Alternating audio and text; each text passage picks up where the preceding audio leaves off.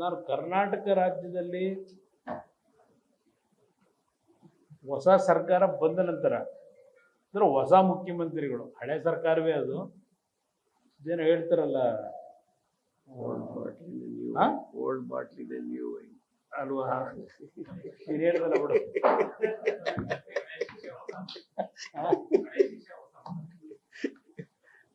ಆ ರೀತಿ ಹೊಸ ಮುಖ್ಯಮಂತ್ರಿಗಳು ಬಂದ ಮೇಲೆ ಅವರ ಪ್ರತಿದಿನದ ಕಾರ್ಯವೈಖರಿಗಳನ್ನು ಗಮನಿಸ್ತಾ ಇದ್ದೇವೆ.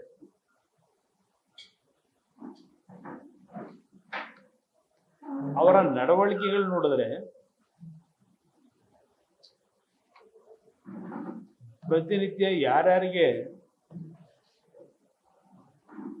ಕಿವಿ ಹೂ ಮುಡಿಸ್ತಾರ ಗೊತ್ತಿಲ್ಲ. ಯಾಕೆಂದ್ರೆ ಕಿವಿ ಹೂ ಮುಡ್ಕೊಂಡೆ ಇಂದಿನ ಇದ್ದಂತ ಸರ್ಕಾರದ ವಿರುದ್ಧ ಹೋರಾಟ ಮಾಡ್ಕೊಂಡ್ ಬಂದಂತ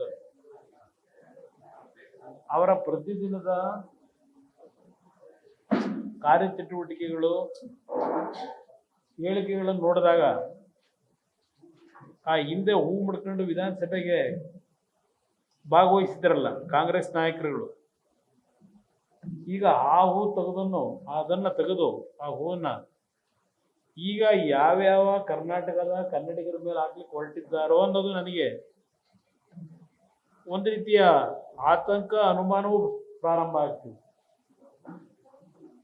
ಪಾಪ ಕಳೆದ 2 ದಿನ ಏನು ಕಲಬುರಗಿ ಭಾಗದ ವಿಭಾಗೀಯ ಮಟ್ಟದ ಪ್ರಗತಿ ಪರಿಶೀಲನಾ ಸಭೆ ಮಾಡಿದ್ದು ನೋಡಿದೆ. ಆದ ನಂತರ ಅವ್ರು ಹೇಳಿಕೆ ಕೊಟ್ಟಿರೋದು.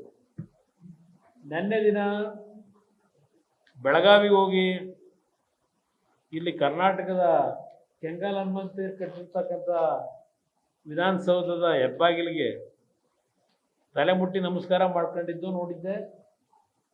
ಈಗ ಅಲ್ಲಿ ಸುವರ್ಣಸೌಧ ಅಲ್ಲೂ ಸಹ ನಿನ್ನೆ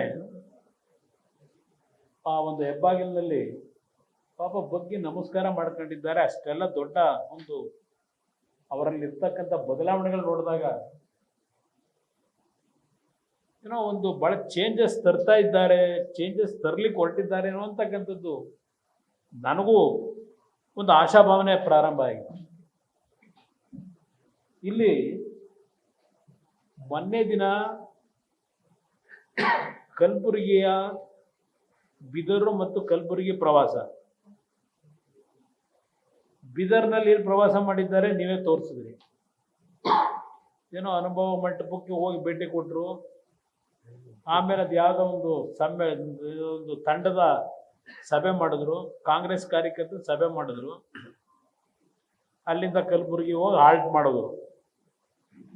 ಕಲಬುರಗಿನಲ್ಲಿ ಒಂದು ಪ್ರಗತಿ ಪರಿಶೀಲನಾ ಸಭೆ ಎಂಟೈರ್ ಕಲ್ಯಾಣ ಕರ್ನಾಟಕದ ಜಿಲ್ಲೆಗಳಿದೆ. ಎಲ್ಲರಿಗೂ ಆಹ್ವಾನ ಕೊಟ್ಟು ಅಲ್ಲಿಯ ಜನಪ್ರತಿನಿಧಿಗಳಿಗೆ ಪ್ರಗತಿ ಪರಿಶೀಲನಾ ಸಭೆ ಮಾಡಿದ್ದಾರೆ. ಆ ಪ್ರಗತಿ ಪರಿಶೀಲನಾ ಸಭೆಯಲ್ಲಿ ಇವ್ರು ಹೋದಂಥ ಯಾವುದೇ ಪ್ರದೇಶದಲ್ಲಿ ಯಾವುದೇ ಮೀಟಿಂಗ್ ಮಾಡಬೇಕಾದ್ರೆ ಭಾಳ ಏನು ಸೀಕ್ರೆಟ್ ಆಗಿ ಮಾಡ್ತಾರೆ. ಮಾಧ್ಯಮದ ಸ್ನೇಹಿತರುಗಳು ಯಾರು ಒಳಗೆ ಎಂಟರ್ ಆಗೇ ಇಲ್ಲ. ಪ್ರಗತಿ ಪರಿಶೀಲನಾ ಸಭೆ ಮಾಡಿದ ನಂತರ ಅವ್ರು ಕೊಡ್ತಕ್ಕಂಥ ವರದಿ ನೀವು ಮಾಡಬೇಕಷ್ಟೆ. ಯಾವುದೇ ಪ್ರಗತಿ ಪರಿಶೀಲನಾ ಸಭೆ ಒಳಗೆ ನಿಮ್ಮನ್ನು ಕೂರಿಸಲ್ಲ. ಇಲ್ಲ ಯಾವುದೇ ಭಾಳ ಅತ್ಯಂತ ಸಭೆಗಳು ಗೌಪ್ಯವಾಗಿ ನಡೀಬೇಕಲ್ಲ, ಅಲ್ಲಿ ನಡೀತಕ್ಕಂಥ ಸಭೆ ಬೇರೆಯವ್ರಿಗೆ ಗೊತ್ತಾಗಬಾರ್ದಲ್ಲ, ಮಾಧ್ಯಮ ಸ್ನೇಹಿತರಿಗೂ ಗೊತ್ತಾಗಬಾರ್ದಲ್ಲ, ಅದಕ್ಕೆ ನಿಮ್ಗಳನ್ನ ಒಳಗೆ ಸೇರಿಸಲ್ಲ. ಕಲಬುರಗಿನೂ ಪಾಪ ಪ್ರಗತಿ ಪರಿಶೀಲನಾ ಸಭೆ ಮಾಡಿದ್ರು. ಆ ಸಭೆಯಲ್ಲಿ ಏನೇನು ಚರ್ಚೆ ಆಯಿತು ಅನ್ನೋದು ನಾನು ತಗೊಂಡಿದ್ದೀನಿ ವಿಷಯನ.